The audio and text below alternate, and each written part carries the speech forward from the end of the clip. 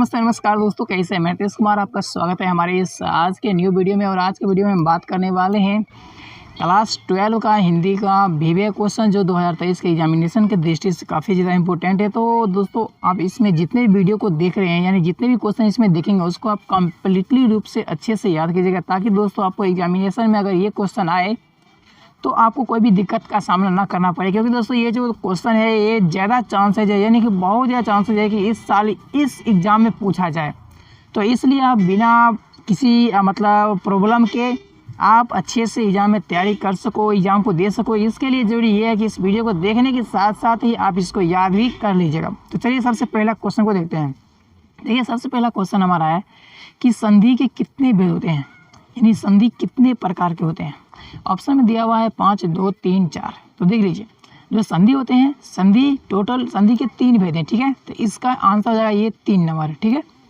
चलिए बढ़ते हैं नेक्स्ट क्वेश्चन। देखिए 2 नंबर क्वेश्चन में 2 नंबर क्वेश्चन है कि यात्रा शब्द है। यात्रा शब्द क्या है? ऑप्शन 1 पुल्लिंग, ऑप्शन 2 में स्त्रीलिंग, ऑप्शन 3 में उभयलिंग, ऑप्शन 4 में है इनमें से कोई नहीं।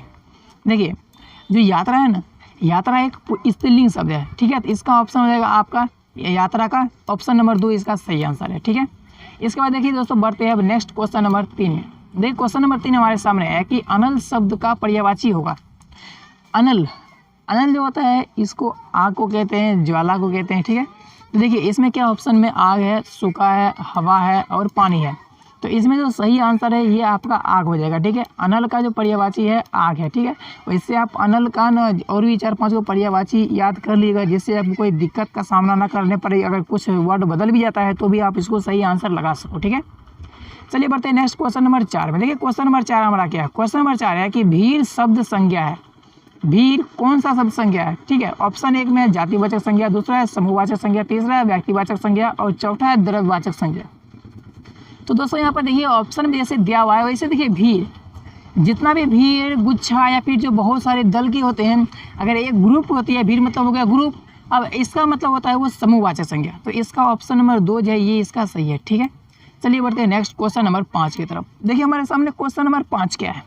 क्वेश्चन नंबर 5 है कि शिव का उपासक क्या कहलाता है। जो शिव का उपासक होता है उसको हम क्या कहते हैं? दोस्तों यहाँ पर देखिए ऑप्शन में दिया हुआ है शिवम, शंकर, शिवत्व और शैव। देखिए जो शिव के उपासक होते हैं ना, शिव के उपासक, उसको हम शैव कहते हैं। ऑप्शन नंबर 4 इसका सही है, ठीक। चलिए बढ़ते हैं नेक्स्ट क्वेश्चन नंबर 6 में। देखिए क्वेश्चन नंबर 6 हमारा कि सूरदास किस भाषा के कवि हैं। सूरदास किस भाषा के कवि हैं? ऑप्शन 1 मैथिली भाषा, ऑप्शन 2 अवधी भाषा, ऑप्शन 3 संस्कृत भाषा, ऑप्शन 4 ब्रज भाषा। देखिए जो सूरदास है ना, सूरदास एक ब्रज भाषा के जाने माने विख्यात कवि हैं, ठीक है। तो सूरदास क्या है? सूरदास जो है वो ब्रज भाषा के कवि हैं। इसके बाद देखिए क्वेश्चन नंबर 7 को देखते हैं। क्वेश्चन नंबर 7 हमारा है कि पुराण शब्द का विशेषण है। पुराण शब्द का विशेषण क्या है? ऑप्शन 1 में है पुराना, ऑप्शन 2 में है पौराणिक, ऑप्शन 3 में है पुराणिक और ऑप्शन 4 में है धार्मिक। देखिए जो पुराण है, पुराण का विशेषण जो होता है वो दोस्तों पौराणिक होता है, ठीक है। ऑप्शन नंबर 2 इसका सही आंसर है। चलिए देखिए 8 नंबर क्वेश्चन है आपके सामने। 8 नंबर में देखिए क्या है? 8 नंबर है कि चंद्रशेखर शब्द कौन समास है। तो चंद्रशेखर, देखिए इसमें ये समास पूछ रहा है। ऑप्शन देखिए दिया हुआ है बहुब्रीहि समास, द्वंद्व समास, तत्पुरुष समास और द्विगु समास। वैसे देखिए जो ये समास चैप्टर है ना, समास चैप्टर बहुत ही ज़्यादा जरूरी है, क्योंकि इससे लगभग समझिए कि 7 से 8 क्वेश्चन आपको पूछा जाता है, जो 7 से 8 नंबर का होता है। हर एक वो शॉर्ट क्वेश्चन ही पूछेगा, यानी कि ऑब्जेक्टिव में पूछेगा, सब्जेक्टिव में नहीं पूछता है। तो इसको आप अच्छे से थोड़ा पढ़ाई कर लीजिएगा, ठीक है। व्याकरण देखिएगा तो हो जाएगा, तो इसको आप देख लीजिएगा। तो यहाँ देखिए चंद्रशेखर पूछ रहा है, तो देखिए चंद्रशेखर जो होगा इसका आंसर दोस्तों यहाँ पे देखिए बहुब्रीहि, द्वंद्व, तत्पुरुष और द्विगु दिया हुआ। तो चंद्रशेखर इसमें से बहुब्रीहि समास है, यानी ऑप्शन नंबर 1 इसका सही है, ठीक है। चलिए बढ़ते हैं नेक्स्ट क्वेश्चन नंबर 9 की तरफ। क्वेश्चन नंबर 9 है कि ईमानदार शब्द का विलोम होगा। ईमानदार मतलब होता है जो मतलब बहुत ही दिल के साफ होते हैं, वो होते हैं ईमानदार, ठीक है। तो ईमानदार का उल्टा क्या होगा? ऑप्शन 1 में है शरीफ, ये तो वही हो गया। बेईमान उल्टा हुआ, लेकिन दुर्जन और भला मनुष्य, ठीक है।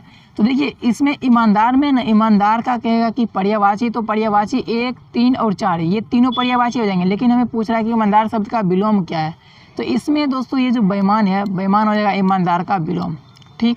चलिए बढ़ते हैं क्वेश्चन नंबर 10 की तरफ। 10 नंबर क्वेश्चन है कि तूती बोलना मुहावरे का अर्थ है। तूती बोलना के मुहावरे का अर्थ क्या होता है? ऑप्शन 1 धाक जमाना, ऑप्शन 2 दुखी होना, ऑप्शन 3 आवाज़ बिगड़ जाना और ऑप्शन 4 बदल जाना। देखिए, तो तूती बोलना होता है ना, तूती बोलना मतलब ये हुआ कि किसी भी बात को ज़बरदस्ती किसी से मनवाना, यानी ये हुआ धाक जमाना। तो ऑप्शन नंबर 1 इसका क्या है? सही है। ठीक है, इसका ऑप्शन नंबर 1 क्या हो जाएगा? सही, यानी ये होगा आंसर, धाक जमाना। तूती बोलना का मतलब धाक जमाना। चलिए बढ़ते हैं नेक्स्ट क्वेश्चन नंबर 11 में। 11 नंबर है कि सपरिवार शब्द में उपसर्ग है। सपरिवार शब्द में उपसर्ग कौन सा है? ऑप्शन 1 में है स, ऑप्शन 2 में सपरि, ऑप्शन 3 में है सहित और 4 में है सब। देखिए, सपरिवार में उपसर्ग जो है, ये उपसर्ग पहले वाले होते हैं, तो इसमें स है, तो इसका उपसर्ग स है। ठीक है, ऑप्शन नंबर 1 इसका सही है। चलिए अब नेक्स्ट क्वेश्चन को देखते हैं, क्वेश्चन नंबर 12 को देखते हैं। 12 नंबर क्वेश्चन हमारा है कि त्रिफला शब्द कौन समास है? त्रिफला शब्द कौन सा समास है? ऑप्शन 1 में है द्विगु समास, ऑप्शन 2 में द्वंद्व, ऑप्शन 3 में है तत्पुरुष और ऑप्शन 4 में कर्मधारय। ठीक है, तो देखिए यहाँ पर त्रिफला पूछ रहा है। त्रिफला मतलब ऐसा है कि जो इसके 3 फल होते हैं। तो देखिए ये जो है ना, ये द्विगु समास है, क्योंकि ये 2 बातों पर निर्भर करता है। एक तो फल होगा, प्लस में कितना संख्या है उसका? 3, तो इस तरह से द्विगु समास है। ठीक है, तो त्रिफला जो है वो द्विगु समास है। ऑप्शन नंबर 1 इसका सही है। ठीक है, ऑप्शन नंबर 1। चलिए बढ़ते हैं 13 नंबर। 13 नंबर क्वेश्चन हमारा है कि कठोर शब्द का विलोम होगा। कठोर शब्द का विलोम क्या होगा?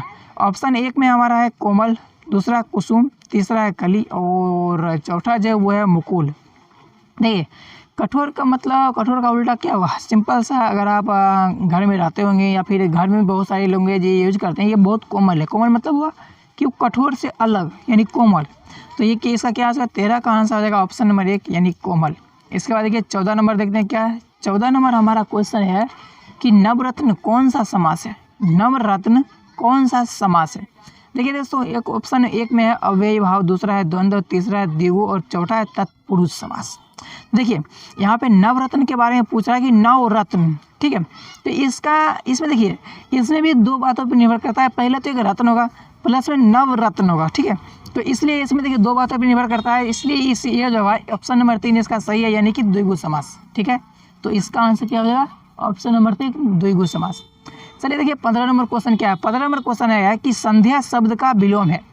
संध्या शब्द का विलोम क्या होता है? ऑप्शन 1 प्रातः, ऑप्शन 2 निशा, ऑप्शन 3 दोपहर और ऑप्शन 4 रात्रि। तो संध्या मतलब होता है शाम। ठीक है, तो देखिए यहाँ पर क्या हो जाएगा? संध्या शब्द का विलोम, शाम का विलोम क्या होता है? सुबह होता है। यहाँ पर क्या होगा? प्रातः। ऑप्शन नंबर 1 इसका सही है। ठीक है, चलिए बढ़ते हैं क्वेश्चन नंबर 16 में। ठीक है, 16 नंबर क्वेश्चन क्या है? 16 नंबर क्वेश्चन है कि जगत का विलोम है। जगत का विलोम क्या होगा? ऑप्शन 1 जागना, ऑप्शन 2 जगदीश, ऑप्शन 3 जातिक, ऑप्शन 4 जग। देखिए एक चीज़ ध्यान रखिए, जो जगत है, जगत मतलब पूरे संसार की बात हो रही है। ठीक है, तो इसका विशेषण क्या होगा? दोस्तों जगत का जो विशेषण हो जाएगा वो हो जाएगा आपका इसमें जागतिक। ठीक है, ऑप्शन नंबर 3 इसका सही है, यानी कि जागतिक इसका सही आंसर हो जाएगा। ठीक है, इसका विशेषण। नेक्स्ट देखिए हमारा 17 नंबर क्वेश्चन है कि नायक का संधि विच्छेद है। ऑप्शन 1 में नी जोर अक, दूसरा है नायक ना प्लस अक यक और 3 नंबर में ने प्लस अक और 4 नंबर में नए जोर अक। तो नायक का जो संधि विच्छेद होता है वो होता है नए जोर अक। ऑप्शन नंबर 4 इसका सही है। ठीक है, नए जोर अक इसका संधि विच्छेद होता है। ये सब बहुत जरूरी क्वेश्चन है दोस्तों, ये आप व्याकरण से रिलेटेड, जो कि दोस्तों इस बार ज़्यादा चांसेज है कि एग्जाम में पूछा जाए। तो इसलिए इसको अगर आप देख रहे हो तो प्लीज़ याद कर ही लेना। अगर नहीं देख रहे हो या फिर अगर याद नहीं करना हो तो मत देखिएगा, लेकिन अगर देख रहे हो तो याद कर लीजिएगा ताकि साला नाक ना कट पाए। ठीक है, देखिए बच्चे यहाँ पर देखते हैं हमारा 18 नंबर क्वेश्चन क्या। 18 नंबर क्वेश्चन है कि दाल रोटी के समास का नाम बताएं। दाल रोटी कौन सा समास है? ऑप्शन 1 है द्वंद्व समास, ऑप्शन 2 है द्विगु समास और ऑप्शन 3 है बहुब्रीहि समास और जो 4 है तत्पुरुष समास। एक चीज़ ध्यान दीजिएगा, जो यहाँ पर दाल रोटी है ना, एक दूसरे के पूरक हैं। एक दूसरे क्या है? पूरक है ना, जैसे दाल होगा तो रोटी होगा। हाँ, वैसे जो तो जैसे मान लो कि खान पान हुआ, इस तरह से दादा दादी, ये सब क्या एक दूसरे के पूरक होते हैं। तो ऐसा शब्द है ना, यानी दाल रोटी। हाँ, तो ऐसे शब्द में आपको देखिए, ऐसे शब्द को हम कहते हैं द्वंद्व समास। ठीक है, ये द्वंद्व समास के अंतर्गत आता है, यानी ऑप्शन नंबर 1 इसका सही है। ठीक है, इसके बाद बढ़ते हैं नेक्स्ट क्वेश्चन नंबर 19 में। क्वेश्चन नंबर 19 है कि पै का पर्यायवाची शब्द है। पै का पर्यायवाची क्या होता है? अब इसमें कितना लोग सोचेंगे इसमें पाप होगा, लेकिन ऐसा नहीं है, ठीक है। देखिए इसमें ऑप्शन दिया हुआ है पाप, सोना, दूध और तालाब। तो पे का जो पर्यायवाची शब्द हो जाएगा वो हो जाएगा आपको इसमें दूध, ठीक है। पे का मतलब पर्यायवाची दूध होता है, ठीक। इसके बाद नेक्स्ट क्वेश्चन नंबर देखिए हमारा 20 क्या है। 20 नंबर क्वेश्चन हमारा है कि आसमान टूटना का मुहावरे होंगे। आसमान टूटना का मुहावरा क्या होता है? सॉरी अभी थोड़ा नॉइज आ रहा होगा। देखिए हमारा ऑप्शन नंबर 1 है कि अचानक मुसीबत आना, दूसरा है कष्ट होना और तीसरा है दुखी होना। यहाँ पे 3 नंबर देना छूट गया, यहाँ पर ये 3 नंबर है, ठीक है। और 4 नंबर है यहाँ पर दुर्लभ होना, ठीक है। तो आसमान टूटना का मतलब होता है अचानक मुसीबत आना, यानी ऑप्शन नंबर 1 इसका सही है, ठीक है। Option number 1। और ये जो क्वेश्चन है लगभग ऐसे 4-5 साल से लगातार दोहरा के पूछा जा रहा है, लेकिन पिछला बार नहीं पूछा गया था, तो हो सकता है कि इस बार पूछा जाए। तो आसमान टूटना का मुहावरा होता है अचानक मुसीबत आना। जब मेरा एग्जाम चल रहा था तो भी इसमें ये पूछा गया था, ठीक है। ऑप्शन नंबर 1 वाला, मतलब ये क्वेश्चन नंबर 20। तो चलिए दोस्तों इस तरह से हमारा टोटल 20 क्वेश्चन इस वीडियो का कंप्लीट हुआ। इसमें सिर्फ 20 बताएंगे ताकि दोस्तों आपको याद करने में थोड़ा आसान हो, आसानी से आप याद कर सको। बाकी दोस्तों मैं मिलता हूँ नेक्स्ट वीडियो में। अगर वीडियो पसंद आया हो तो वीडियो को लाइक करके चैनल को सब्सक्राइब कर लीजिएगा। बाकी मैं मिलता हूँ नेक्स्ट वीडियो में, तब तक के लिए जय हिंद, जय भारत।